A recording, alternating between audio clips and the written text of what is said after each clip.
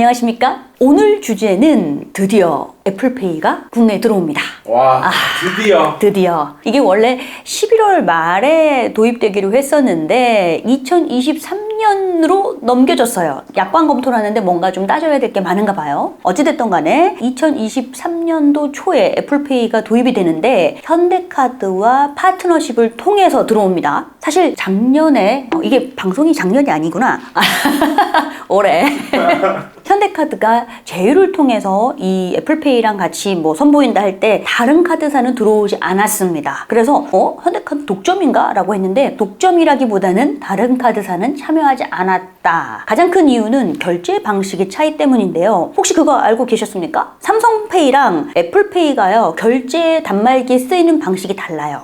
진짜요? 삼성페이는 MST라고 해서 이 마그네틱, 시큐어 뭐라고 해서 우리 지금 다 쓰는 방식이 MST 방식 쓰고 있어요. 근데 NFC는 근거리 무선 통신이라고 해서 비접촉이에요. 근데 애플페이는 요걸 쓰고 있단 말이죠. 근데 우리나라에서는 이 NFC 방식을 쓰는 단말기가 그렇게 많지 않아요. 그래서 그동안 도입이 안 되었다가 이제 그래도 적은 대수라도 한번 해보자 라고 해서 도입이 되는 겁니다. 그러면 애플페이 같은 경우에는요, 현재 도입된다 하면은 편의점, 마트, 커피 프랜차이즈 아니면 코스트코 이런 식으로 요 단말기가 보급되어 있는 곳에는 결제가 됩니다. 이렇게 되면은 이 현대카드는 뭘 얻게 되냐? 사실 잃는 게 조금 많습니다. 수수료 부담도 좀 있고요. 왜냐면 현대카드가 소비자 금액이 0.1에서 0.15%의 결제 수수료 플러스 이 NFC 방식은요, 애플페이가 도입하고 있는 거는 비자와 마스터카드가 만들어 놓은 결제 표준이라고, 이거 좀 어려워요. EMV 이 표준 시스템 만든 거예요.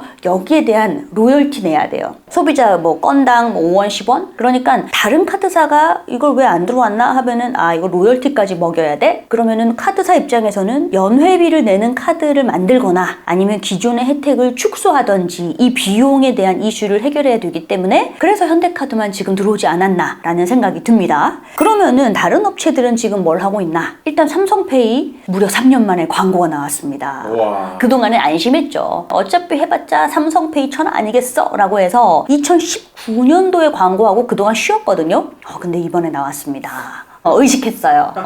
그래서 삼성페이는요, 3년 전에는 계산은 심플하게 라는 컨셉이었어요. 근데 지금은 폰 하나로 심플하게. 이게 뭐냐면 계산은 심플하게 라는 거는 간편 결제만 좀 집중하겠다. 근데 지금은 폰 하나로 심플하게 라고 해서 이것저것 내 폰 하나로 다 돼 라는 방식으로 소비자들에게 어필하고 있습니다. 광고 안에서 보니까 우리 삼성페이로 디지털 키 이걸로 자동차 열고 막 그러는 거예요.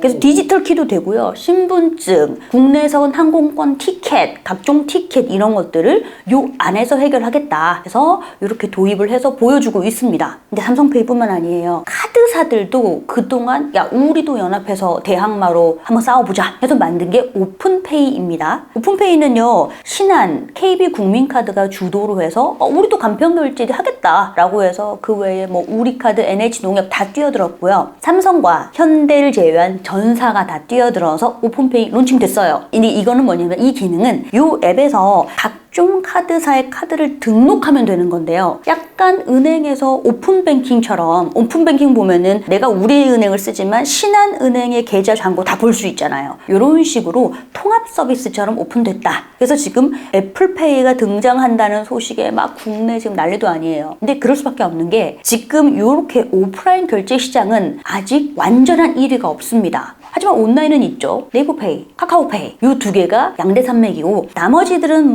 시장 점유율은 어느 정도 있긴 하지만 얘네들을 못 뛰어넘죠. 근데 오프라인은 아직까지는 우리가 완벽하게 다 시장을 먹었어가 없기 때문에 지금부터는 엄청난 경쟁이 이루어질 것으로 보입니다. 대표님 그 책 뭐예요? 몰랐어요? 제가 쓴 책인데 부끄럽네요. 잠깐 중간 광고인데요. 퍼포먼스 마케팅의 A to Z.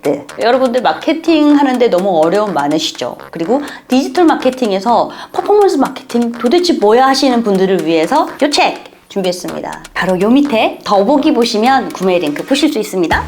자, 그럼 여기에 관련해서 마케터의 시선에서 정리하면은 저는 크게 3가지 정도로 정리를 해볼 수 있습니다. 첫 번째는 앞서 얘기했죠. 삼성페이가 갑자기 광고를 했어요. 그래서 지난 8월에 폴더폰 출시됐는데 그 폴더폰을 팩맨 게임 속에 팩맨처럼 해서 이렇게 먹는 게 나와요. 요거 보시면은 팩맨인데 자동차 키도 먹고 종이 티켓도 먹고 이렇게 막막막 먹는 그 광고를 했어요. 그래서 그걸로 어필하는 게 이제 폰 하나로 심플하게 다 돼. 요 컨셉 한 겁니다. 근데 이게 삼성페이가 애플페이 의식화된다는 뜻입니다. 왜냐면 안 그랬으면 작년에도 광고했겠지. 재작년도 했겠고. 그쵸. 근데 갑자기. 근데 얘네들이 이런 이유가 있습니다. 사실 아이폰 콘크리트 층이라는 게 있어요. 절대 바뀌지 않는 로얄층. 삼성도 있습니다. 근데 어중뛴 애들이 있어요. 난 뭐 이것도 저것도 써도 크게 상관은 없는데 하지만 나는 페이가 있어야 되겠어. 그래서 삼성페이를 쓴 사람들이 애플페이로 옮길 수 있다는 겁니다. 그러니까 요 페이 하나가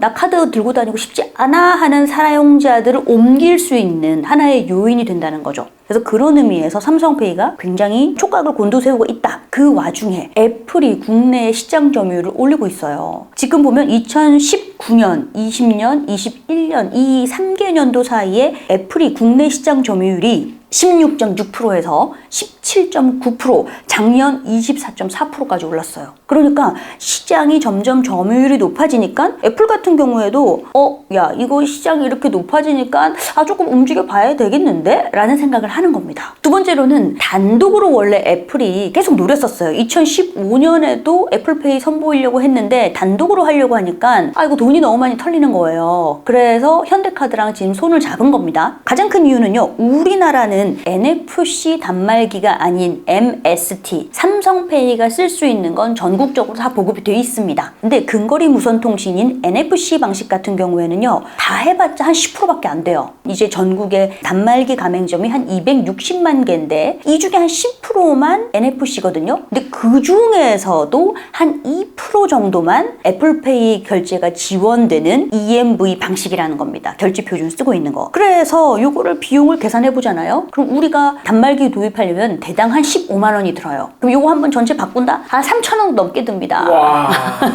그러니까 비용 부담도 있고 애플페이가 단독으로 뭔가 해보려고 하면은 일단 광고비에서 다 털리는 겁니다. 그래서 그동안 전전긍긍 못하고 있다가 22년 즉 7년 만에 한번 다시 해보자 라고 해서 돌아온 거예요. 근데 여기에는 이유가 있겠죠? 우리나라에서 시장 점유율이 계속 올라가다 보니까 지금쯤은 한 번쯤 해봐도 될 것 같은데 라는 의사결정을 했고, 실제 여기에 대해서 국내 마케팅 강화를 위해서 잘 보면 올해 명동과 잠실점에 애플 스토어도 크게 오픈했어요. 이것뿐만 아니라 박찬욱 감독과 협업해서 아이폰 13으로 일장춘몽 영화 찍기도 했고요. 지난 11월 17일에는 고3 수험생들을 위한 아이패드 프로모션도 했어요. 얘는 프로모션 잘 안 합니다. 왜냐면 굳이 안 깎아도 잘 팔리거든요. 근데 적극적으로 이런 프로모션을 하고 있다? 이 뜻은 애플페이가 나오기 전에 점유율 조금 더 끌어올리려는 그런 모습으로 보여집니다. 그 다음, 하지만 아직은 아쉬운 점이 있어요. 일단 아까 말씀드렸지만 NFC 방식이면은 사실 저희 교통카드 NFC 방식이거든요. 그럼 교통카드도 애플페이 되나? 안 됩니다. 왜요?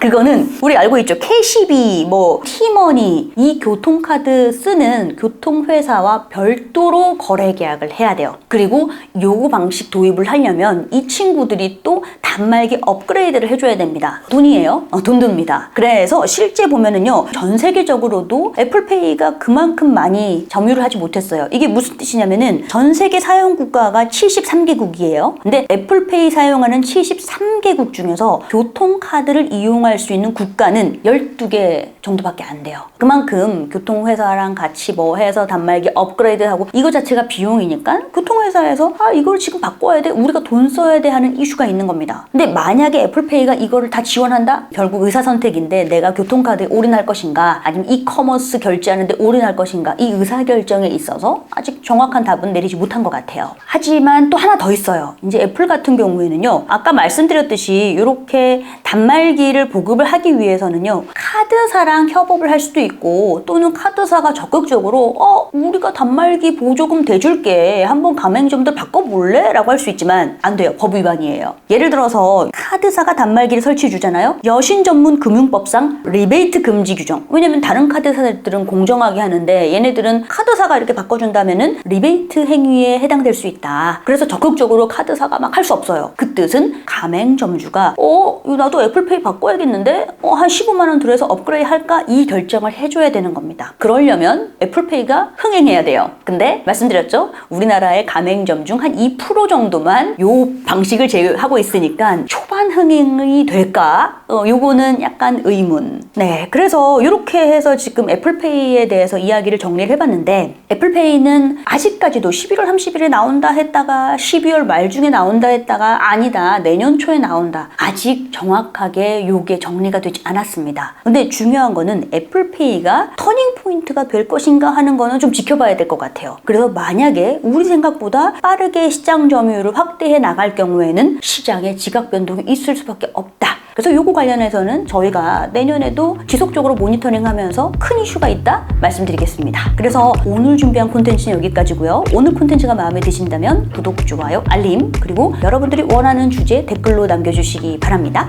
끝! 다음 시간에는요, 사이버거로 유명한 맘스터치 올 초에 상장 폐지됐는데 갑자기 매각이 나왔습니다. 어디에 팔지 관건인데 요 내용 한번 알아보겠습니다.